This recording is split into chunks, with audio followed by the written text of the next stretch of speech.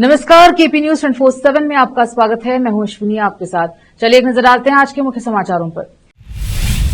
Global Lingayat महासभा बसपा समर्थक संरचनाओं और बसवराज धनूर के नेतृत्व में पत्रिका भवन में एक प्रेस मीट आयोजित किया गया।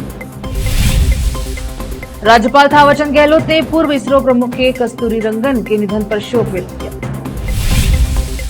पाकिस्तान के साथ युद्ध तभी संभव है जब आप यह अपरिहार्य हो, केंद्र की चूक का कोई समाधान नहीं, कर्नाटक के मुख्यमंत्री सिद्धरामैया।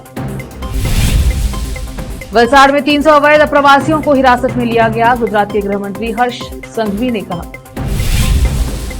ईडी दफ्तर में लगी भीषण आग, फायर ब्रिगेड की 12 गाड़ियां मौके पर, आग बुझाने की कोशिशें जारी।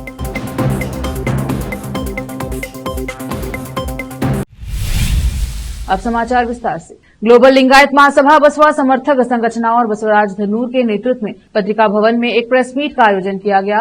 प्रेस मीट को संबोधित करते हुए डॉक्टर बसवलिंगा पट्टदेवरू, शहरी विकास प्राधिकरण के पूर्व अध्यक्ष बाबूवाली और बसवराज धनूर ने 30 अप्रैल को बसव जयंती के दिन अखिल भारतीय वीरशैव लिंगायत महासभा द्वारा आयोजित पंचाचार्य युग्मानोत्सव कार्यक्रम की कड़ी निंदा की। इस अवसर पर गुरु बसवा पट्टदेवरू, अक्का गंगांबिका, बसवराज और अन्य उपस्थित रहे। कैमरामैन पपुराज का कवरेज।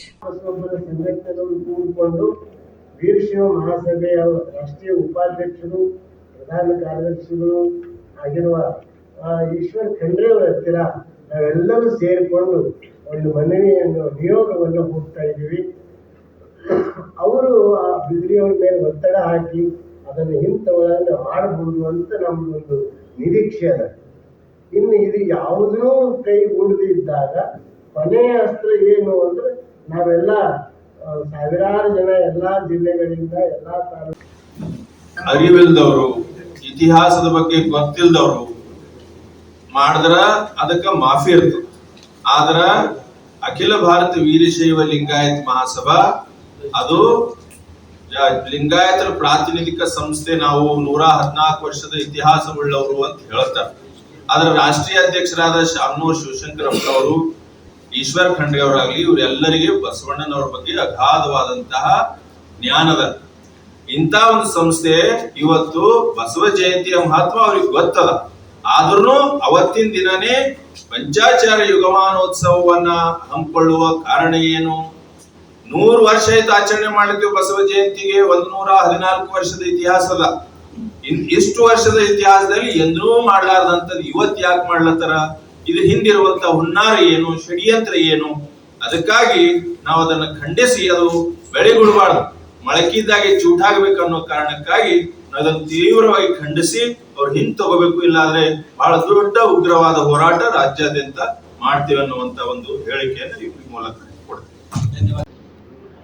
ಆದ್ರೆ ಬಸವ ಜಯಂತಿ ಮಾಡ್ತಕ್ಕಂಥದ್ದು, ಬಸವ ಜಯಂತಿ ದಿವಸ, ಬಸವಣ್ಣನ ಜಯಂತಿ ದಿವಸ ಮಾಡ್ತಕ್ಕಂಥದ್ದು, ಅವತ್ತಿನ ದಿವಸ ಅವ್ರ ಜಯಂತಿ ಇದ್ರು ನಮಗೇನು ಅಭ್ಯಂತರವಿರಲಿಲ್ಲ. ಹಾಗಾಗಿ ಅಖಿಲ ಭಾರತ ವೀರಶೈವ ಮಹಾಸಭಾ ವೀರಶೈವರು ಲಿಂಗಾಯತರು ಅಂತ ಬರ್ಕೋಟಿಗಳಿಂದ ನಾವು ಕೇಳುತ್ತಿದ್ದೇವೆ.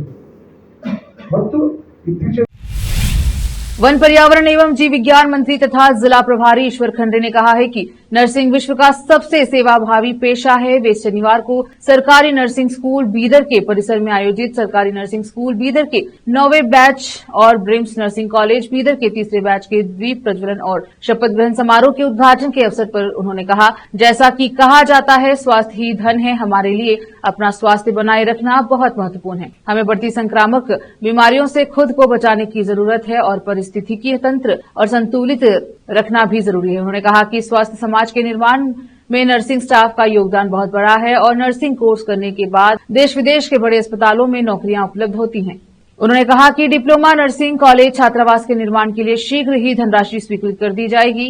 इस अवसर पर नगर प्रशासन एवं हज मंत्री रहीम खान, नगर परिषद के अध्यक्ष मोहम्मद गौस, ब्रिम्स के निदेशक शिव कुमार शेटकार, जिला स्वास्थ्य प्रशिक्षण केंद्र के प्राचार्य संजीव कुमार पाटिल, सरकारी नर्सिंग स्कूल एवं ब्रिम्स नर्सिंग कॉलेज के प्राचार्य राजकुमार मालगे, ब्रिम्स टीचिंग अस्पताल के चिकित्सा अधीक्षक शिव योगी बाली, ब्रिम्स टीचिंग अस्पताल के जिला शल्य चिकित्सक मोहम्मद अशमुद्दीन सहित विभिन्न अधिकारी आदि उपस्थित रहे। कैमरामैन पुपराज का कवरेज। खबरी है कि कैथ लैब पूरा कंप्लीट हो रहा है, 95% काम कंप्लीट हुआ है। सीएम साहब आके इनॉग्रेशन किए हैं।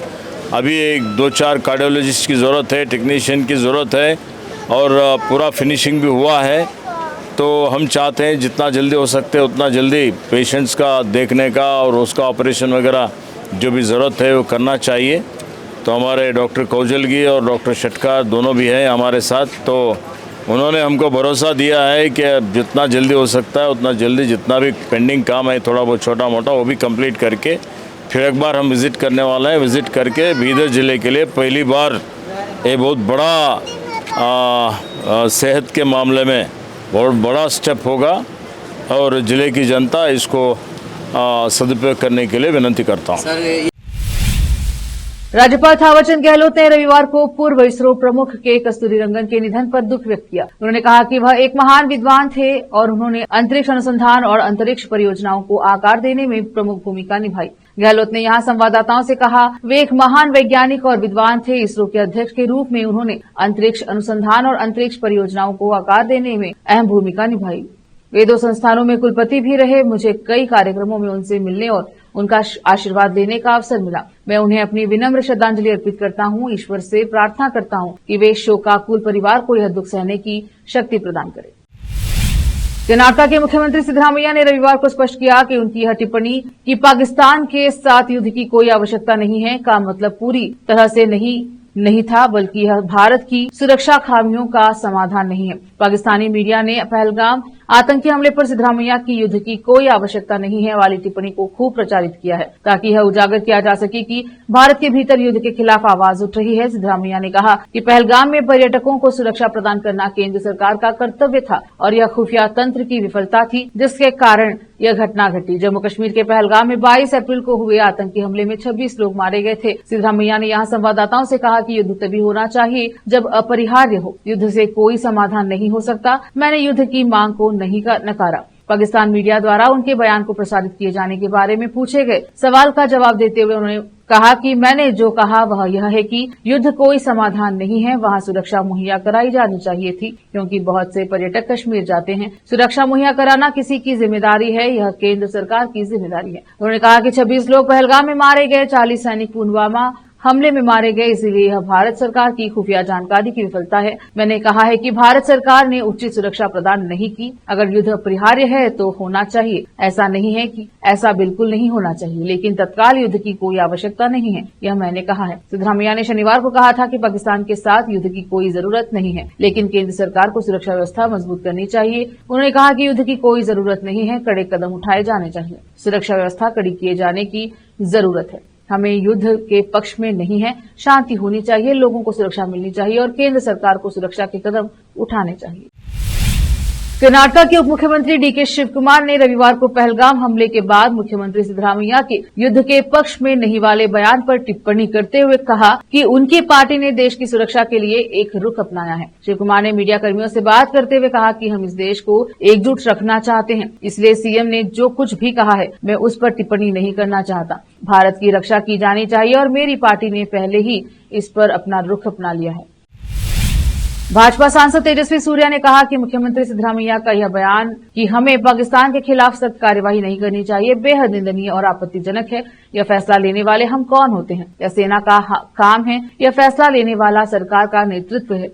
जिन लोगों ने हमारे लोगों का बेरहमी से नरसंहार किया है, अगर हम उनके खिलाफ कार्यवाही नहीं करते हैं तो क्या हम उनकी आरती करनी चाहिए? क्या हमें उनके कुछ पुरस्कार देने चाहिए? क्या हमें उन्हें यहाँ और विधानसभा के सामने बुलाकर उनका सम्मान करना चाहिए? मुख्यमंत्री को यह महसूस करना चाहिए कि वह एक ऐसे राज्य का प्रतिनिधित्व करते हैं जहाँ इन आतंकवादियों ने 3 लोगों की बेरहमी से हत्या कर दी और कम से कम वह सख्त कार्यवाही की मांग कर सकते हैं और जो कुछ हुआ है उसकी निंदा कर सकते हैं।